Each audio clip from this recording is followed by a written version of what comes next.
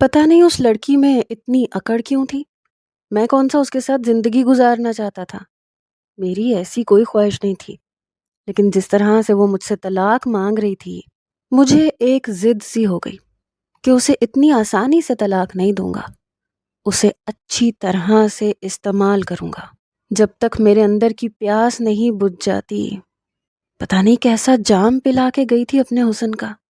میرے اندر تو جیسے طلب بڑھنے لگی، لگتا تھا ابھی بھی تشنا لب ہوں، حالانکہ کچھ دیر پہلے میں نیند کی شدت سے بے حال تھا، لیکن اب لگ رہا تھا کہ نیند آنکھوں سے اوجھل ہو چکی ہے۔ میں ہوٹل کا کمرہ چھوڑ چکا تھا، گھر چلا گیا تھا، اپنے کمرے میں آ کر لیٹ گیا، لیکن نیند نہیں آ رہی تھی۔ اس کے ساتھ گزارا ہوا ایک ایک پل میرا سکھ چین چھین رہا تھا۔ میں سمجھ نہیں پا رہا تھا مجھے ہو کیا گیا ہے۔ پہلی بار تو کسی لڑکی کی رفاقت کا مزہ نہیں چکھا تھا، کئی بار لڑکیوں کے ساتھ رات گزاری تھی، لیکن صبح تک ساری خماری اتر جاتی تھی۔ یہ کیسی لڑکی تھی جس کے ساتھ وقت گزارنے کے بعد میں بے چین سا ہو گیا؟ جی چاہا وہ ابھی میرے کمرے میں آ جائے، میرے بے حد قریب۔ میں اس کی قربت کو مس کر رہا تھا، آنکھیں بند کر کے اس کے لمس کو محسوس کرنے کی کوشش کر رہا تھا۔ اچھا لگ رہا تھا اسے سوچنا، اسے محسوس کرنا۔ شدت سے دل چاہ رہا تھا کہ اسے اپنے اندر اتار لوں، اپنے اندر کہیں سمو لوں، اپنی روح میں اتار لوں۔ اس کا چہرہ، اس کے لمبے گھنے بال، اس کی روئی روئی آنکھیں، آنکھوں میں پھیلا کاجل۔ اف، میں اٹھ کے بیٹھ گیا۔ پتہ نہیں مجھے ہو کیا گیا تھا، کبھی کسی لڑکی کے لیے ایسا احساس نہیں ہوا تھا۔ وہ لڑکی میرے حواسوں پہ سوار ہو چکی تھی۔ نیند نہیں آ رہی تھی، دل چاہ رہا تھا وقت پیچھے کو پلٹ جائے، جب میں اس کے بے حد قریب تھا وہاں جا کے وقت ٹھہر جائے۔ میں دل ہی دل میں شکر کر رہا تھا کہ اس سے نکاح کر لیا، ورنہ اتنی آسانی سے وہ دوبارہ میری دسترس میں نہیں آتی۔ ویڈیو تو وہ ڈیلیٹ کروا چکی تھی، دوبارہ کبھی مجھے اس کی ویڈیو بنانے کا موقع نہیں ملتا، اور پھر وہ میرے ہاتھ کبھی نہ آتی۔ اس بار وہ خود نکاح کر کے میرے جال میں بری طرح سے پھنس گئی تھی۔ میں اسے اپنی چالاکی سمجھ رہا تھا۔ بڑی مشکل سے میں نے 2 دن گزارے، لیکن میرا صبر جواب دے گیا۔ 2 راتوں سے سو نہیں پایا تھا۔ میں نے ہوٹل میں کمرہ بک کروایا، انزل کو کال کی، اس نے فون اٹھا لیا۔ میں نے کہا کیسی ہو سویٹ ہارٹ؟ کہنے لگی طلاق کب دے رہے ہو؟ میں نے کہا میری جان، طلاق چاہیے؟ اسی ہوٹل کے روم نمبر 107 میں آ جاؤ، دے دوں گا طلاق۔ کہنے لگی فون پہ دے دو، میں سن رہی ہوں۔ اس کی بات سن کے میں ہنسنے لگا۔ میں نے کہا ایسے نہیں انزل، ایسے نہیں، اپنی آنکھوں کے سامنے تمہیں دیکھتے ہوئے طلاق دینے کا اپنا ہی مزہ ہے، اور میں یہ مزہ مس نہیں کرنا چاہتا۔ کہنے لگی ہوٹل کے کمرے میں نہیں آؤں گی، کسی ریسٹورنٹ میں آ جاؤں گی۔ شاید اسے یہ ڈر تھا کہ میں اسے پھر سے اپنے قریب نہ کر لوں۔ میں نے کہا طلاق چاہیے میری جان کو تو کمرے میں تو آنا پڑے گا، اور آج ہی آنا پڑے گا۔ سنو، جلدی آ جاؤ نا، یہ نہ ہو میرا ارادہ بدل جائے۔ یہ کہہ کے میں نے فون بند کر دیا اور اس کا انتظار کرنے لگا۔ مجھے یقین تھا وہ آئے گی، اسے طلاق چاہیے، اور مجھ سے انتظار نہیں ہو رہا تھا۔ 1 گھنٹہ گزر چکا تھا لیکن وہ نہیں آئی۔ میری بے چینی بڑھنے لگی۔ میں نے سگریٹ جیب سے نکالی، سگریٹ پینے لگا۔ 1 2 3 4، ایک کے بعد ایک سگریٹ، سینے میں جیسے آگ سی دہکنے لگی۔ آ کیوں نہیں رہی تھی؟ میں پوری سگریٹ کی ڈبیا خالی کر چکا تھا۔ اس پر شدت سے غصہ آنے لگا۔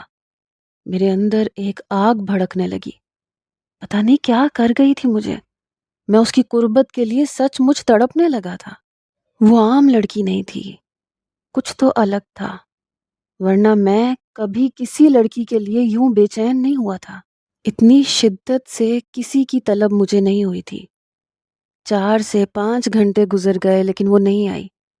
میں نے اسے فون کیا، اس نے فون بھی نہیں اٹھایا۔ دوسری بار کال کی تو وہ میرا نمبر بلاک کر چکی تھی۔ میرا غصے سے برا حال تھا۔ میں ہوٹل کے کمرے سے باہر نکلا۔ رف ڈرائیو کرتے ہوئے میں نے اس لڑکے کو کال کی جسے پہلے میں نے انزل کی جاسوسی پہ رکھا تھا۔ اس کے باپ کی دکان اور گودام کا پتہ پوچھنے لگا، ساتھ ساتھ سگریٹ بھی پی رہا تھا۔ اس نے مجھے پتہ بتا دیا۔ وہاں کی گلی اتنی تنگ تھی کہ میری گاڑی اندر نہیں جا سکتی تھی۔ میں نے گلی کی حالت دیکھی تو میرا جی متلانے لگا۔ عجیب سا ماحول تھا۔ میں آج تک کبھی ایسی چھوٹی تنگ گلیوں میں نہیں آیا تھا۔ جہاں میں نے گاڑی کھڑی کی وہاں پھل والے کا ٹھیلا تھا۔ میں نے وہاں سے پھل خریدا۔ اپنی اگلی چال کو سوچ کے میرے چہرے پہ مسکراہٹ آئی۔ میں نے کافی سارے پھل لیے اور اس گلی میں چلا گیا۔ وہاں پہ عجیب و غریب قسم کے بچے تھے جنہوں نے قمیضیں اور شرٹیں بھی نہیں پہنی ہوئی تھیں، صرف نکر پہن کے گلی میں بھاگ دوڑ رہے تھے، کھیل رہے تھے۔ ان میں سے ایک بچے سے میں نے پوچھا کہ یہ عمران صاحب کا مکان کون سا ہے؟ اس نے ایک دکان کی طرف اشارہ کر کے کہا، اس کے اوپر رہتے ہیں۔ میں نے کہا اچھا۔ پھر میں نے ایک نظر اس دکان کو دیکھا اور اس کے اوپر بنے سیمنٹ کے اس گودام نما گھر کو دیکھا جس میں شاید میں زندگی میں کبھی 1 منٹ کے لیے بھی نہیں گیا تھا۔ سیڑھیاں بھی چھوٹی تھیں، چوڑی سی تھیں، کافی اونچی اونچی، پرانے زمانے کی لگ رہی تھیں۔ 2 افراد اکٹھے ایک ساتھ سیڑھی نہیں چڑھ سکتے تھے۔ کافی گھٹن زدہ ماحول تھا۔ میرا تو دم گھٹنے لگا تھا۔ بڑی مشکل سے میں وہ اونچی سیڑھیاں چڑھ کے ان کے دروازے تک پہنچ گیا۔ پرانا لکڑی کا بوسیدہ سا دروازہ۔ میں نے دروازہ کھٹکھٹایا۔ دروازہ انزل نے کھولا۔ مجھے دیکھ کے وہ اتنی حیران کہ کوئی حد نہیں۔ شاید وہ توقع نہیں رکھتی تھی کہ میں اس کے گھر تک پہنچ سکتا ہوں۔ میں نے مسکرا کے اسے دیکھا۔ میں نے کہا اندر نہیں آنے دو گی کیا؟ میں نے پھل پکڑا ہوا ہے، بہت وزنی ہے، چلو پیچھے ہٹو۔ لیکن وہ پیچھے نہیں ہٹی۔ کہنے لگی تم یہاں کیا کرنے آئے ہو؟ میں نے کہا میرا سسرال ہے، اب یہاں آنے کے لیے بھی تم سے اجازت لینی پڑے گی۔ تم بیوی ہو میری، کچھ تو خیال کیا کرو۔ شوہر آفس سے تھکا ہارا سسرال پہنچا ہے اور بیوی اس سے سوال جواب شروع کر دے۔ چلو شاباش، پیچھے ہٹو۔ آج میں نے اپنے پیارے سے سسر جی سے ملنا ہے جنہوں نے ایک نایاب ہیرا پیدا کیا ہے۔ وہ بہت حیران تھی۔ میں نے اپنے قدم بڑھانے شروع کر دیے۔ مجبوراً اسے پیچھے ہٹنا پڑا۔ سامنے چارپائی تھی جہاں اس کے والد لیٹے ہوئے تھے۔ کافی نحیف سے تھے، کمزور اور لاغر قسم کے، کافی بوڑھے تھے، یا شاید غربت اور بیماری نے انہیں عمر سے پہلے کافی بوڑھا کر دیا تھا۔ مجھے دیکھ کے حیران ہوئے، پھر اٹھ کے بیٹھ گئے۔ کہنے لگے انزل بیٹا کون آیا ہے؟ میں نے کہا میں انزل کا۔ اتنا کہہ کے میں نے انزل کی طرف دیکھا۔ اس کا رنگ فک ہو گیا، مجھے التجائیہ نظروں سے دیکھنے لگی۔ میں نے کہا باس، انزل کا باس ہوں۔ کہنے لگے اچھا اچھا، انزل بیٹا بتایا نہیں تم نے تمہاری نوکری لگ گئی؟ وہ انزل سے پوچھنے لگے۔ میں نے کہا میں اس کا پرانا باس ہوں۔ میں نے وہ سارا پھل ان کی چارپائی پہ رکھ دیا۔ بیٹھنے کے لیے کوئی کرسی نظر نہیں آ رہی تھی۔ وہ کہنے لگے بیٹے اس تکلف کی کیا ضرورت تھی؟ میں نے کہا بس مجھے پتا چلا تھا کہ آپ کی طبیعت کچھ ٹھیک نہیں ہے، اس لیے سوچا خیریت پوچھ لوں۔ کہیں بیٹھنے کے لیے کوئی کرسی ہوگی؟ میں نے ادھر ادھر دیکھا۔ چھوٹا سا صحن تھا، ایک کونے میں ایک باورچی خانہ چھوٹا سا بنا ہوا تھا اور ایک چھوٹا سا کمرہ تھا۔ وہ کہنے لگے انزل بیٹا کرسی لے کے آؤ۔ وہ کہنے لگی جی ابا لا رہی ہوں۔ وہ اس چھوٹے سے کمرے میں گئی اور ایک پلاسٹک کی کرسی لا کر چارپائی کے سامنے رکھ دی۔ میں کرسی پہ بیٹھ گیا۔ میں نے کہا اور سنائیں طبیعت کیسی ہے آپ کی؟ کہنے لگے بس طبیعت کا کیا کہوں، دل کا مریض ہوں، بس اپنی بچی کو پریشان کر رکھا ہے، یہ بیچاری میرے لیے بھاگ دوڑ کرتی رہتی ہے۔ کہنے لگے انزل بیٹا یہ پھل اٹھا کے باورچی خانے میں رکھ دو اور اپنے باس کے لیے چائے بنا کے لاؤ۔ کہنے لگی نہیں ابا، چائے کہاں، یہ ہم غریبوں کے گھر کی پئیں گے، ان کے شایان شان ہمارے گھر میں کچھ بھی نہیں ہے، اور شاید انہیں ہمارے گھر کی چائے پسند بھی نہ آئے۔ کہنے لگی آپ کس کام سے آئے ہیں؟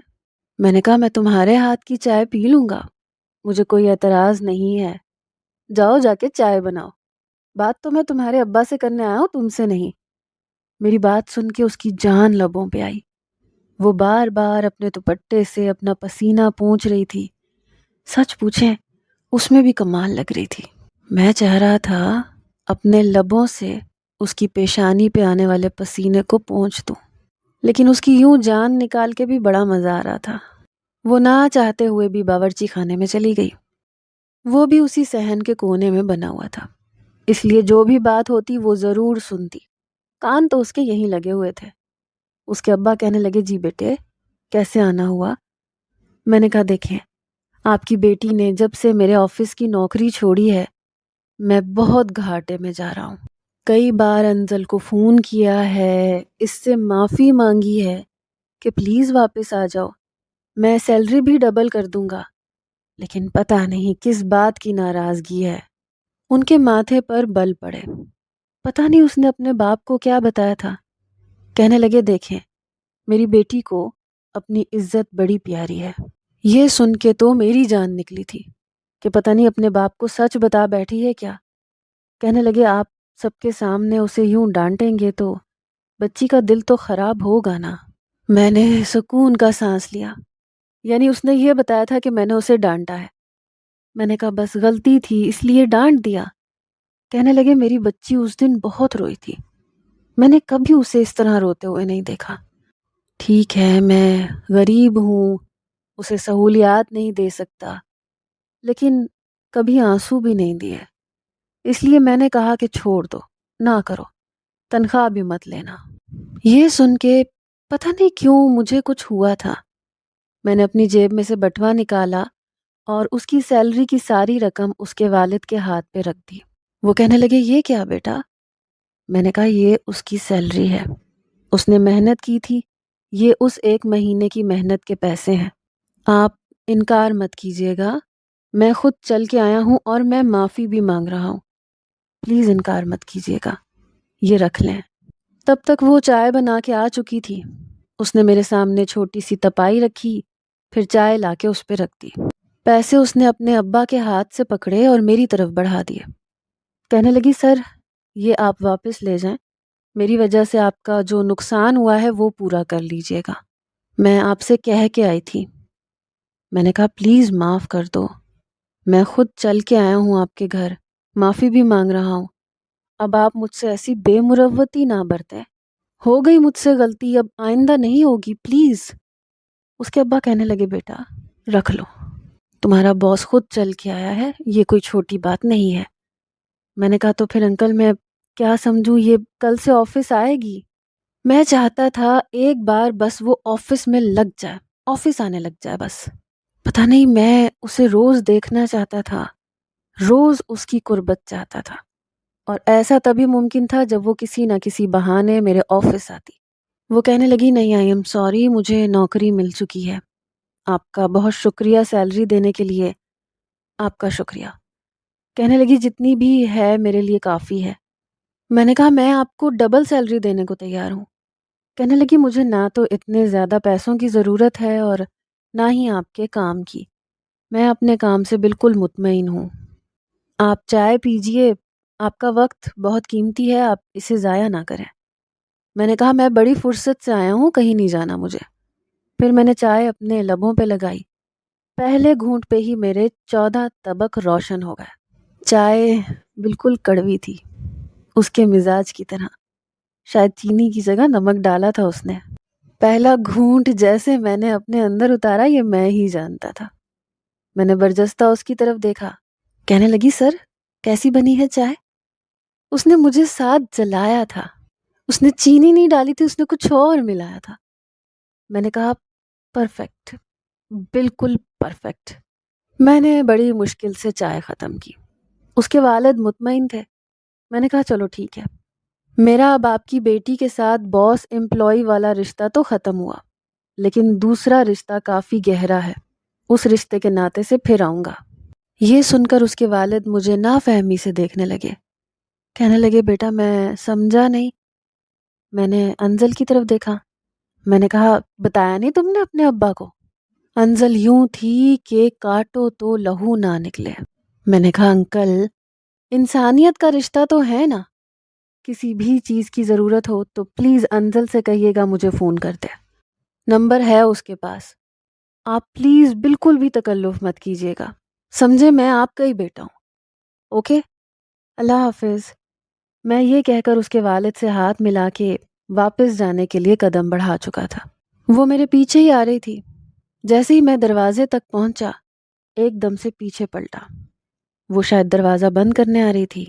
میرے یوں بے ساختہ پلٹنے پہ میرے بے حد قریب آ چکی تھی۔ مجھے یوں پلٹتا دیکھ کے وہ پیچھے ہٹنے لگی، لیکن میں نے بازو سے پکڑ کے اسے اپنے قریب کر لیا۔ جہاں میں اور وہ کھڑے تھے وہاں دروازہ بالکل قریب تھا، اور وہاں سے اس کے باپ کی چارپائی نظر نہیں آ رہی تھی۔ تھوڑی سی گلی نما جگہ تھی۔ میں نے دوسرا ہاتھ اس کی کمر میں ڈالا اور سارے فاصلے ختم کیے۔ وہ شاید میری اس حرکت کے لیے تیار نہیں تھی۔ میں نے کہا، ہوٹل کیوں نہیں آئی تم؟ میرا لہجہ کافی سخت تھا، لیکن آواز کافی دھیمی تھی۔ کہنے لگی، چھوڑو مجھے۔ میں نے کہا، کیسے چھوڑ دوں؟ نکاح کیا ہے تم سے، چھوڑنے کے لیے تھوڑی کیا ہے۔ اس نے اپنا آپ مجھ سے چھڑوایا۔ میں نے کہا، دیکھو، آج میں نے تمہارے باپ کو کچھ نہیں بتایا، لیکن اگر تم ہوٹل میں مجھ سے کل ملنے نہیں آئی نا، تو تمہارے باپ کو میں بتا دوں گا کہ تم نے میرے ساتھ خفیہ نکاح کیا ہے اور میرے ساتھ ہوٹل میں ایک رات بھی بتائی ہے۔ یہ سن کے وہ پریشان ہو گئی۔ میں نے کہا، اگر کل تم ہوٹل میں نہیں آؤ گی تو میں کل پھر آؤں گا، اور اس بار میں تمہارے باپ کو بتاؤں گا۔ کہنے لگی، پیچھا کیوں نہیں چھوڑ دیتے میرا؟ بدلہ لے چکے ہو نا؟ میں نے کہا، پتہ نہیں کون سا نشہ ہے تم میں، اترنے کا نام ہی نہیں لے رہا۔ پاگل کر دیا ہے تم نے مجھے، اس لیے کہہ رہا ہوں ہوٹل میں سیدھے طریقے سے آ جانا۔ یہ کہتے ہی میں نے اپنی آنکھ ونک کی، پھر اس کی کمر کو چھوڑ دیا۔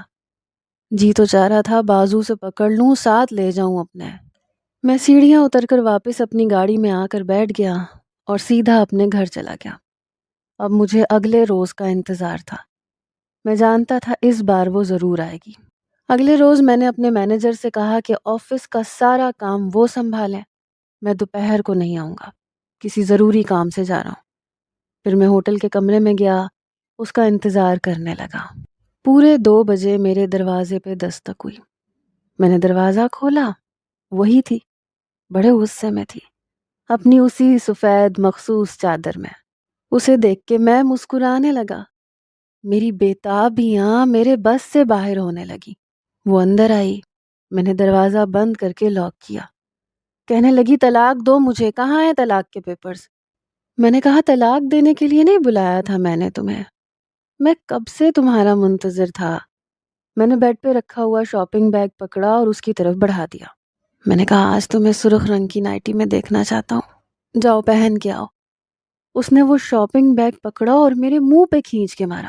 کہنے لگی، تمہاری رکھیل نہیں ہوں میں، کیا سمجھتے ہو تم مجھے؟ تمہارے ہاتھ کا کھلونا ہوں؟ جب تمہارا جی چاہے گا تم مجھے فون کرو گے اور ایک کال گرل کی طرح سے مجھے بلاؤ گے، میرے ساتھ وقت گزارو گے اور پھر میرے منہ پہ چند پیسے مارو گے۔ نکل جاؤ، دفع ہو جاؤ یہاں سے شامیر۔ میں کوئی طوائف نہیں ہوں، سمجھے؟ نہ تمہارے حکم کی غلام ہوں کہ تمہارے اشاروں پہ کٹ پتلی کی طرح ناچتی رہوں۔ اگر تمہارے دماغ میں ایسی کوئی بات چل رہی ہے نا تو اپنا دماغ درست کر لو، ورنہ گھر کا پتہ میں بھی جانتی ہوں تمہارے۔ وہاں جا کے جب میں نے تمہارے باپ کے سامنے یہ رشتہ دکھایا نا تو تمہارے بھی ہوش اڑ کے رہ جائیں گے۔ بہت شوق ہے تمہیں میرے باپ کے سامنے میرا شوہر بننے کا، تو یاد رکھنا تمہارے گھر والوں کے سامنے میں بھی تمہاری بیوی بن کے دکھاؤں گی۔ انزل جبران کو کمزور سمجھنے کی کوشش مت کرنا۔ جتنی جلدی ہو سکے مجھے طلاق دے دو، ورنہ تمہاری بینڈ بجا کے رکھ دوں گی۔ یہ کہہ کے وہ اس ہوٹل کے کمرے سے واپس جا چکی تھی اور میرے ہوش ٹھکانے آ چکے تھے۔ واقعی عقل سے بالا تر لڑکی تھی، ڈرتی نہیں تھی، خوف نہیں کھاتی تھی، پتہ نہیں کس مٹی کی بنی تھی۔ میں نے شاپنگ بیگ پکڑا اور کھینچ کے زمین پہ مارا۔ میرے باپ کو اگر بھینک بھی پڑ جاتی تو وہ میری جان نکال لیتے۔ میں نے دل میں کہا، بھاڑ میں جائے، مر تھوڑی جاؤں گا اس کے بغیر۔ لیکن یہ شاید میری خام خیالی تھی۔ اس بار میں واقعی کچھ پریشان ہوا تھا۔ جو کچھ وہ مجھ سے کہہ کے گئی تھی وہ چھوٹی بات نہیں تھی۔ ابھی تک میں نے جتنی عیاشیاں کی تھیں میرا باپ ان سے نا واقف تھا، اور اگر پتہ بھی تھا تو یہ پتہ تھا کہ صرف عیاشی کی حد تک ہے، نکاح کسی سے نہیں کیا۔ پھر میں نے سوچا کہ اس کے پاس ایسا تو کوئی ثبوت ہے نہیں کہ وہ یہ ثابت کر سکے کہ میں نے اس سے نکاح کیا ہے، لیکن دل میں ایک عجیب سا خوف تھا۔ میں نے فٹافٹ سے گاڑی کی چابی پکڑی اور اپنے گھر آ گیا، کیونکہ نکاح کے بعد جب میں دوبارہ گھر گیا تھا تو ہوٹل سے سارے کاغذات اپنے ساتھ لے کے گیا تھا، جن میں طلاق کے پیپرز بھی شامل تھے اور نکاح نامہ بھی تھا، لیکن وہ میں نے لاپرواہی سے اپنے کمرے کی دراز میں رکھ دیا تھا۔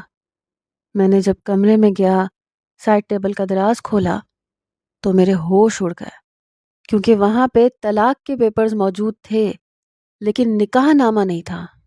شاید میں جب نیند میں تھا تو انزل نے دراز میں سے نکاح نامہ نکال کے اپنے پرس میں رکھ لیا تھا اور پھر مجھ سے طلاق مانگی تھی۔ یہ کھیل میں نے اس کے ساتھ کھیلا تھا اور بڑی کامیابی سے کھیلا تھا، اور دوسری بار وہ نہیں چاہتی تھی کہ وہ میرے ہاتھوں بلیک میل ہو، اس لیے بڑی چال بازی سے اس نے اپنا نکاح نامہ اپنے پاس رکھ لیا تھا تاکہ وہ میری بینڈ بجا سکے۔ میرے تو اندر آگ بھڑک اٹھی۔ میں نے اپنے دائیں ہاتھ کا پنچ بنا کے سیدھے ہاتھ کی کلائی پہ زور سے مارا۔ شٹ انزل، یہ اچھا نہیں کیا تم نے۔ شاہ میر کو گرانا چاہتی ہو؟ اسے دھمکی دی ہے تم نے؟ چھوڑوں گا نہیں میں تمہیں۔ میرے ساتھ چال بازیاں کرتی ہو۔ میں نے اسے کال کی لیکن فون ابھی بھی بلاک لسٹ میں تھا۔ میں نے ایک اور سم ڈالی اور اس سے اسے کال کی۔ اس نے فون اٹھا لیا۔ میں نے کہا نکاح نامہ کہاں ہے؟ کہنے لگی میرے پاس ہے۔ میرا شک بالکل درست نکلا، بلکہ شک کیا، مجھے 90% یقین تھا، بس 10% یہ شک تھا کہ شاید میں نے ہی کہیں اور رکھ دیا ہوگا۔ لیکن اس نے فوراً سے اقرار کر لیا۔ کہنے لگی کیا سمجھا تھا تم نے؟ بار بار تمہارے ہاتھ کا کھلونا بنوں گی؟ ایک بار تم نے میری عزت سے کھیلنا تھا، کھیل لیا۔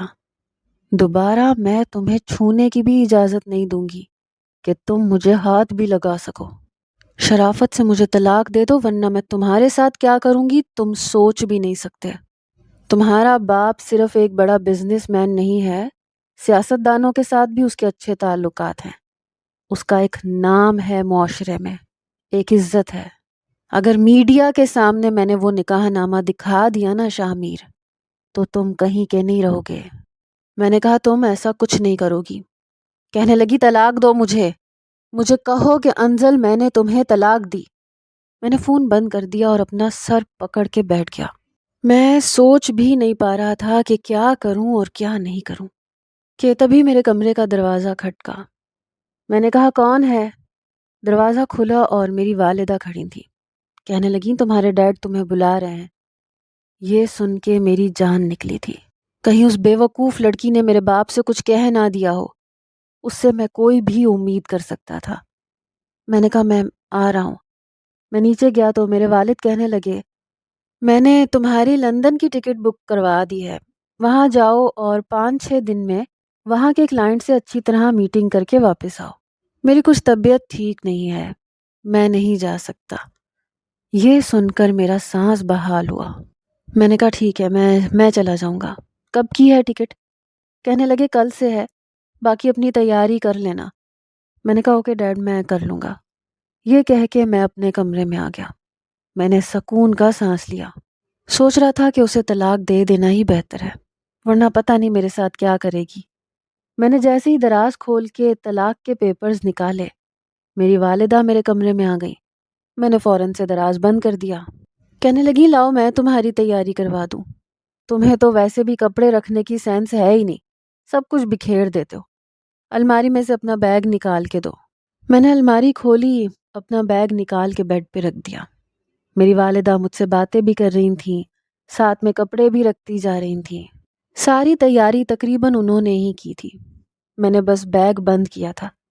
کہنے لگی چلو آؤ شام کی چائے اکٹھے بیٹھ کے پیتے ہیں، 3-4 دن سے تو تم بالکل ہی وقت نہیں دے رہے۔ میں ان کے ساتھ باہر چلا گیا۔ پھر چائے کے بعد جو باتوں کا سلسلہ شروع ہوا تو رات کے کھانے پر ہی جا کے ختم ہوا۔ میں کافی تھک چکا تھا، مجھے صبح جانا تھا، اس لیے آتے ہی میں سو گیا۔ صبح اٹھا تو جانے کی افراتفری تھی، اس لیے بیگ اٹھایا اور لندن چلا گیا۔ لیکن یہاں بھی وہی بے چینی تھی۔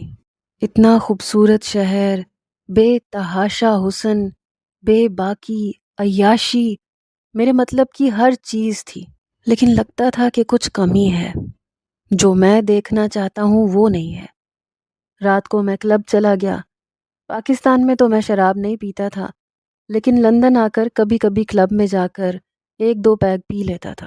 وہاں کی حسین نیم اریاں لباس والی لڑکیوں کے ساتھ ریمپ پہ ڈانس بھی کرتا تھا۔ جس پہ زیادہ دل آ جاتا تھا اسے ایک رات کے لیے اپنے فلیٹ پر بھی لے جاتا تھا۔ رات کو میں کلب گیا، لیکن ڈرنکس میں اور نہ ہی سامنے لڑکیوں میں کوئی دلچسپی نظر آ رہی تھی۔ جی نہیں چاہ رہا تھا کہ ڈانس کروں۔ وہاں کی ایک لڑکی نے میری طرف ہاتھ بڑھایا جو مجھے جانتی تھی۔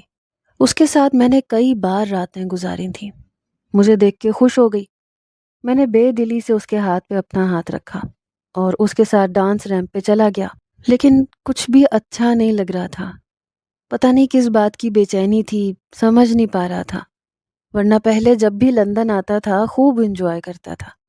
کچھ ہی دیر میں ڈانس کرتا رہا۔ وہ لڑکی میرے بے حد قریب ہو چکی تھی، لیکن دل میں ذرا سی بھی ہلچل نہیں مچ رہی تھی۔ جذبات تھے کہ لگتا تھا ٹھنڈے پڑ گئے۔ اسے دیکھ کے کچھ بھی محسوس نہیں ہو رہا تھا۔ لگ ہی نہیں رہا تھا کہ کسی لڑکی کے ساتھ ڈانس کر رہا ہوں یا اس کے قریب ہوں۔ سب کچھ برا لگ رہا تھا۔ میں نے اس کا ہاتھ اپنی کمر سے ہٹایا اور ڈانس چھوڑ کر کلب سے باہر نکل گیا۔ اپنی گاڑی میں واپس بیٹھا، اپنے فلیٹ میں آ گیا۔ پتہ نہیں اپنی کیفیت سمجھ نہیں پا رہا تھا۔ بیڈ پہ لیٹ کے میں نے اپنا موبائل پکڑا، واٹس ایپ کھولا، انزل کا نمبر نکالا۔ دل چاہا کہ اسے میسج کروں، لیکن پھر خوف آنے لگا کہ کہیں طلاق نہ مانگ لے۔ پتہ نہیں میں ایک طلاق کے نام سے کیوں گھبرانے لگا، حالانکہ مجھے اس کے ساتھ زندگی نہیں گزارنی تھی، بدلہ لینا تھا اور وہ میں لے چکا تھا۔ بے معنی سی باتیں تھیں، بے معنی سی لڑائی تھی۔ اس نے مجھے تھپڑ مارا، میں نے اسے برباد کیا۔ حساب تو میرے حساب سے پورا ہو چکا تھا۔ وہ طلاق مانگ رہی تھی تو وہ حق پہ تھی، میں کیوں نہیں دے رہا تھا، یہ میری سمجھ سے باہر تھا۔